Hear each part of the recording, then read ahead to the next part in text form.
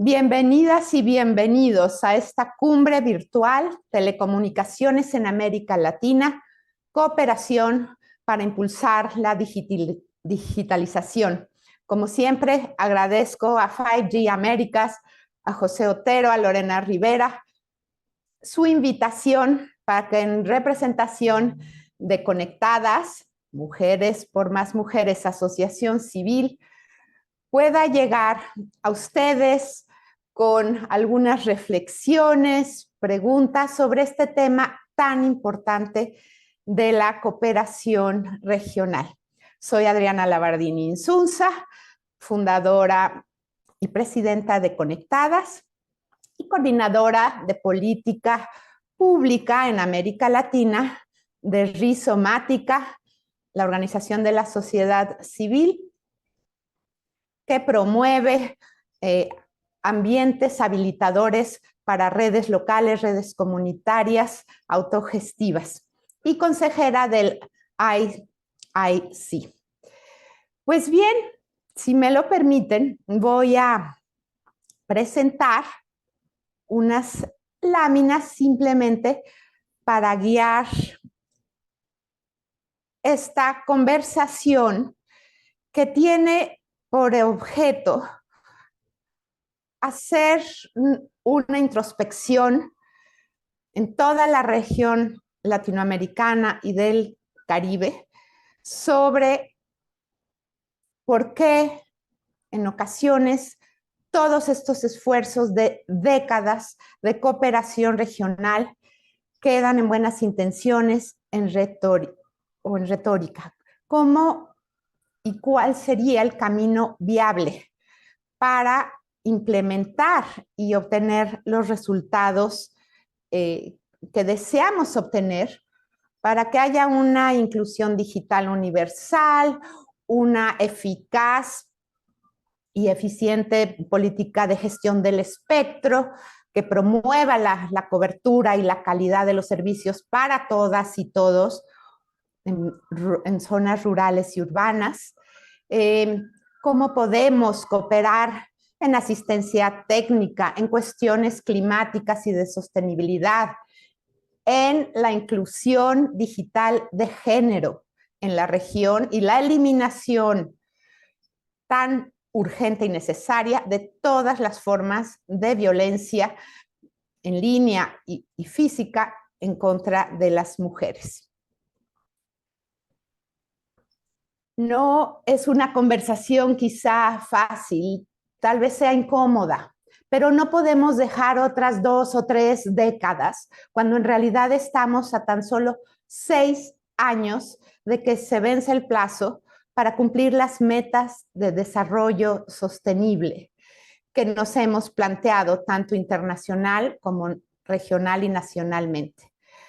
Discursos hemos oído, promesas de fraternidad, de cooperación y unidad, sendas agendas digitales, la más reciente de ILAC 2224, la Agenda Digital Mesoamericana, y tenemos que hacernos las preguntas de ¿han funcionado? ¿Qué resultados se han obtenido? ¿Qué ha faltado? ¿Y cómo mejorarlas? El día que en esta región maravillosa nos decidamos con voluntad política y con voluntad de empresas, de academia, desde luego de gobiernos locales y centrales, de sociedad civil, actuar como un bloque y como un mercado y a negociar en conjunto con los 3 o 4 o 5 empresas, es un puñado de empresas proveedoras de servicios, aplicaciones, contenidos, plataformas, en vez de hacerlo individualmente 33 estados. ¿Pero qué es la cooperación internacional? Pues hay muchas definiciones y desde nuestra Convención Americana de Derechos Humanos hay varios indicios de lo que es. Y en México, el gobierno federal lo define como un instrumento de soft law, de poder blando, que impulsa las relaciones diplomáticas entre países y cuya ejecución debe estar guiada por las prioridades nacionales de desarrollo. Yo agregaría y por las prioridades regionales, porque si no, no hay una verdadera cooperación. Es una gestión basada en resultados. Bueno, muy importante. Entonces, tengamos indicadores y monitoreo constante de cómo van avanzando esos resultados. La creación de asociaciones incluyentes, la transparencia y la mutua rendición de cuentas entre socios. Es decir, si todas estas herramientas e instrumentos de cooperación queremos que den frutos, tenemos que ser estratégicos, transparentes, medir y ser realistas de qué se puede lograr a nivel regional y qué no se puede lograr.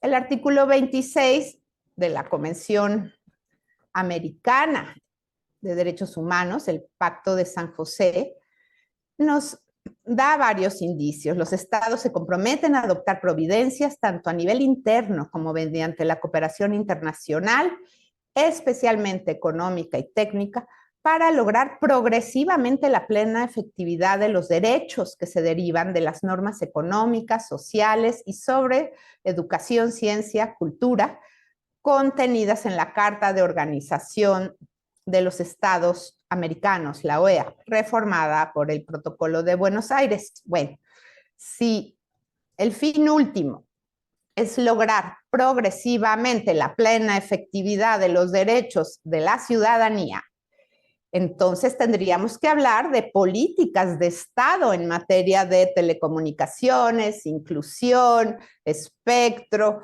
alfabetización digital, acceso a redes dorsales, y no a políticas partidistas basadas en ideologías que sucumben cada 4 o 6 años con una regresión tremenda, lacerante para las y los ciudadanos con los cambios y los péndulos políticos que hacen que cualquier programa y agenda digital se tire en cada cambio de gobierno y volvamos a empezar. Por eso América Latina no está avanzando y por falta de encontrar este mínimo común denominador que nos una e impulse como mercado en materia digital. Tenemos, ustedes lo saben, muchísimos mecanismos y organismos internacionales, regionales de cooperación, empezando por la OEA, la CITEL, la Comisión Interamericana de Telecomunicaciones, que en efecto ha logrado una serie de acuerdos. O sea, se construyen los consensos a nivel, sea tratados internacionales, convenciones, resoluciones, recomendaciones, pero luego vemos que se van difuminando y poco se aterrizan. Está desde luego la CEPAL, la CELAC, está esta agenda digital de ILAC, está la Unión Internacional de Telecomunicaciones Américas, está Comtelca, está Regulatel y muchos otros acuerdos, algunos bilaterales, otros multilaterales, que procuran esta cooperación. Ahora bien, hay una serie de retos, desafíos y problemas que nos unen en la región y que yo asumo serían prioridades, tanto en lo urbano como en lo rural. Me refiero a cuestiones fundamentales de desarrollo. Hay una desigualdad lacerante en la región latinoamericana como en ninguna otra.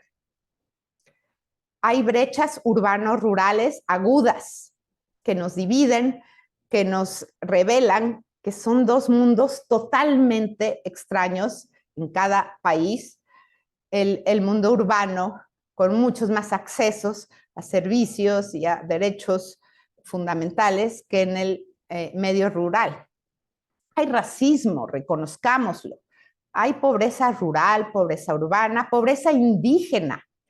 que se ha soslayado a quienes han sido más desplazados de sus territorios, de sus recursos naturales, su lengua y su identidad cultural.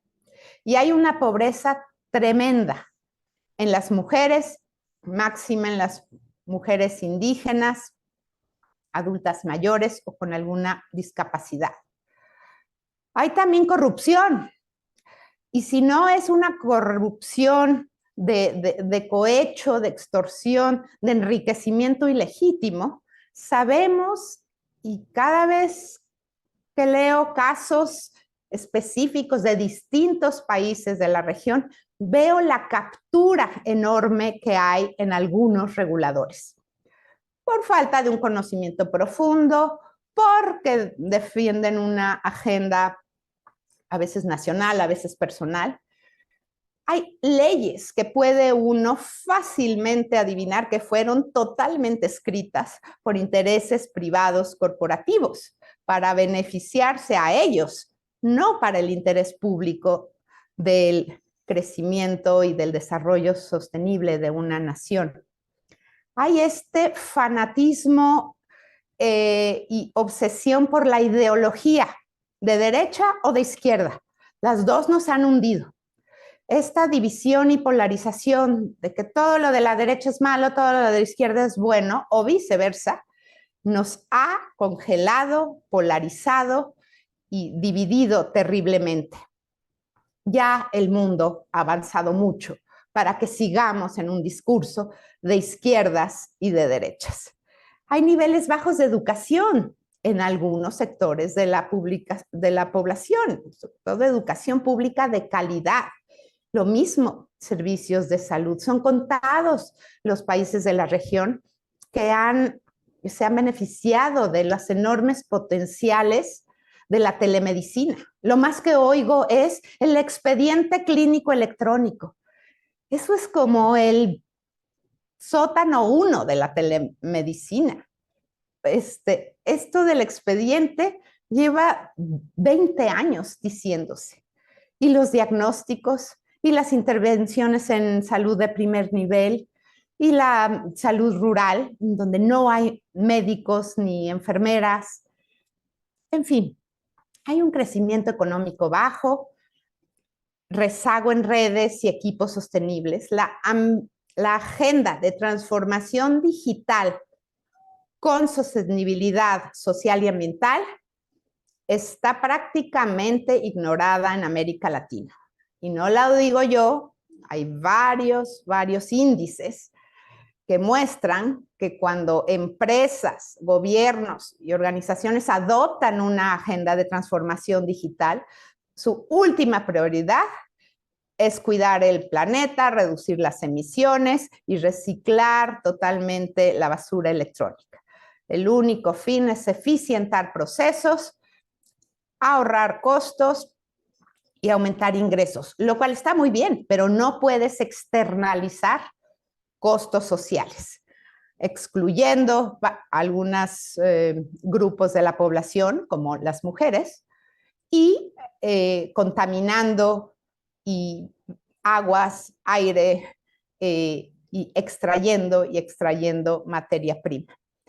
Entonces, como verán, hay toda una agenda de desafíos en común. La creciente migración interna y externa, niñas y mujeres violentadas o excluidas, y una economía informal dominante en la mayoría de nuestros países, que es un factor de empobrecimiento, de trabajo sin seguridad social, sin pago de impuestos y que difícilmente se puede evaluar. Estos péndulos políticos de los que ya hablé también nos dañan. Hay un tema de baja legalidad, bajo Estado de Derecho, baja productividad y una muy poco visionaria política de gestión de espectro. Y no me refiero solamente al costo del espectro, sea en la licitación o en derechos anuales, sino a la política de gestión, al seguir viendo, como hace 30 o 40 años al espectro como una parcela de tierra que hay que fragmentar y asignar en exclusiva por 20 años, úsese o no se use. La tecnología ha avanzado, la compartición de espectro dinámica presenta una posibilidad mucho más eficiente para compartir sin interferencia el uso de espectro. O por lo menos una política de úsalo o compártelo. No te voy a asignar 20 años un espectro que no usas en poblaciones de menos de 5,000 o 3,000 habitantes porque no es rentable.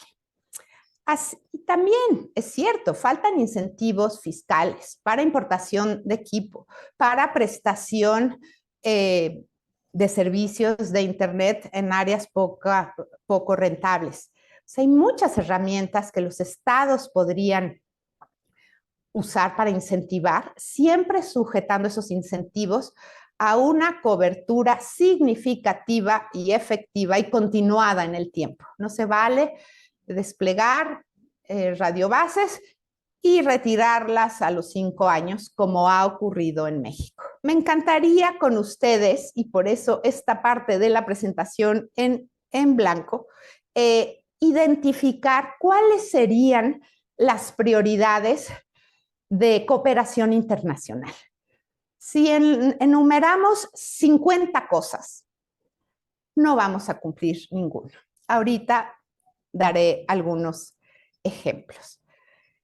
Cabe mencionar que hay más de 50 tratados interamericanos en nuestra región, en distintas materias.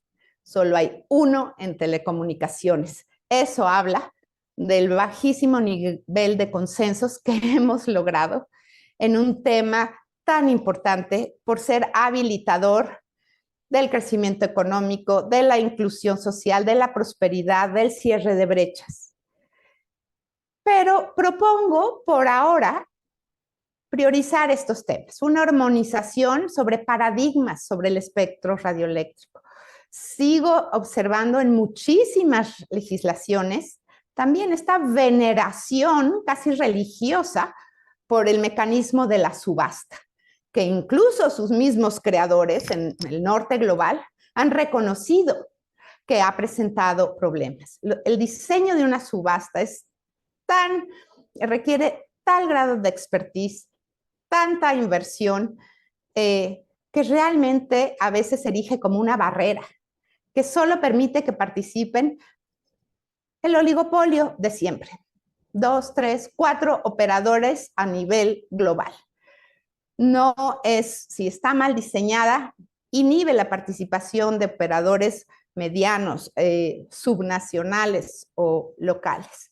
Y desde luego, eso es un obstáculo para mayor competencia. Otro tema importantísimo del cual deberíamos de partir, y se ha avanzado, aquí quiero reconocer que se ha avanzado en indicadores, en estadística de la región, tenemos que armonizarlos. Si medimos todo diferente, ¿cómo vamos a tener una línea de base?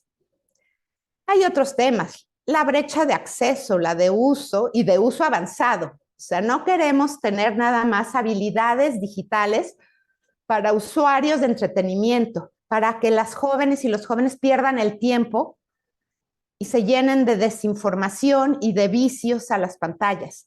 Queremos unas habilidades para formadores de tecnología, para creadores de software, de algoritmos, de contenidos educativos, económicos, etcétera. Queremos ciudadanas y ciudadanos críticos de la tecnología, capaces de desmenuzarla y conocer sus sesgos o sus deficiencias.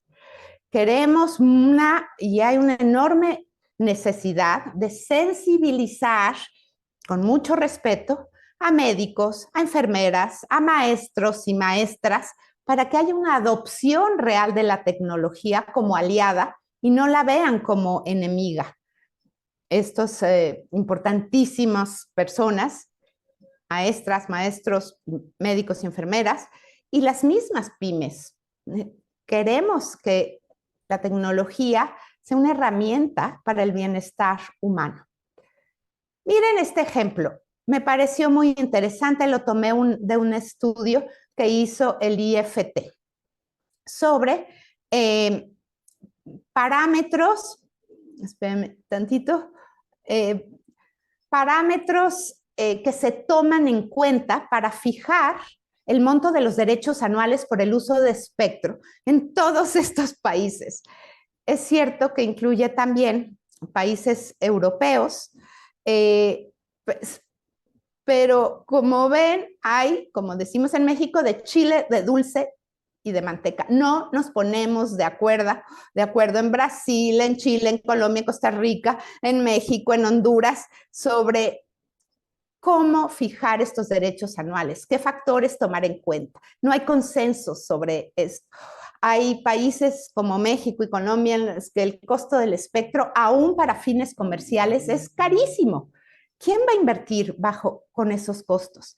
Pero además, y ya lo dijo la Corte Interamericana de Derechos Humanos, tú no puedes solamente asignar espectro bajo subasta y con fines comerciales. Sería antidemocrático, impide el pluralismo en la información y sería una forma de perpetuar las desigualdades.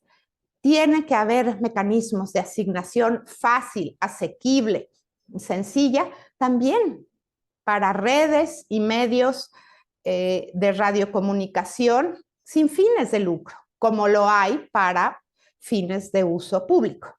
Entonces, aquí está muy claro el poco consenso que hay internacional sobre cómo fijar el monto de los derechos anuales. Y ahora hablemos de la Agenda Digital ILAC. 31 objetivos, 10 metas sobre todos estos temas que coincidimos son ingredientes necesarios para una economía y sociedad digitales.